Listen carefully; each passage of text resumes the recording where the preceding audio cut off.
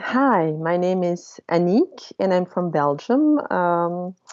I was bullied as a child, I would say around the age of 6 up to the age of 11.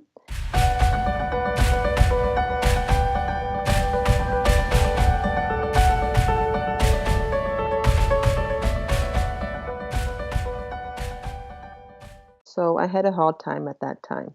So what would happen? What would people say to you, and who were you bullied by? Well, I was living in a small town in Belgium where my grandmother, who was from origin from Africa, and my father from that region, so Oh, wow. that my mother was half half. So I was different skin color than all the white people, and I had different hair. So at school, the kids were really mean because kids can be so mean. Mm-hmm. And I took a bus from the village to the school where I had to go. And in the bus, they would just hit me, pull on my hair, spit in my face. And there was somebody who was normally watching over us, but they never reacted. Never. All Never? through the years, never. Did you say anything to them? Well, it was loud enough.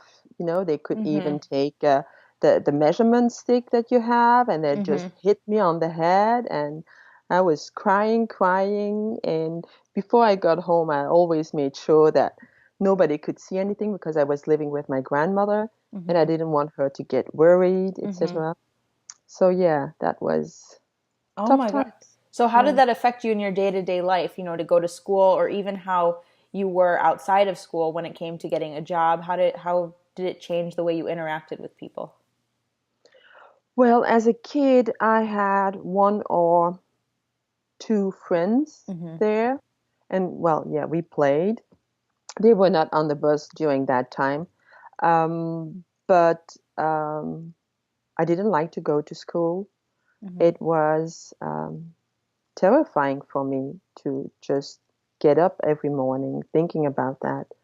So, well, I grew older, and within jobs, it didn't affect me, I would say, because I glided, I would say, just through that period, and I wouldn't let it break me down because as a little child, I had the dream that I would do something amazing with my life and also to share with others.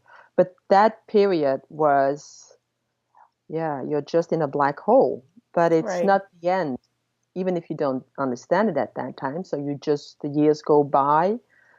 And I think the moment where I really had a click, I had to move to the big city, to Brussels with my mother. Mm-hmm. And every summers I would go back to my grandmother.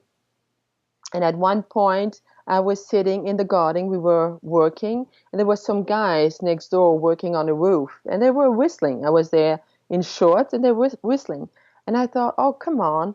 And then I looked at them, and that were the guys who were hitting me in the bus. Oh my gosh. Really. So I looked at them, and then I had a bikini. I took off my t-shirt, and they were just standing there. And I looked them in the face, and I thought in myself, I remember that, how stupid can you be? Mm-hmm. So many years ago, you were beating me and, yeah, just mocking me and bullying me. And today, you would try to get in my pants, Wow. a way of Did they ever speaking. apologize? Did you ever actually speak to them? Never. Never, never. I remember the worst time, I think I was 9. I came home and I was still crying. They were really hitting me hard and on my face, so I had marks.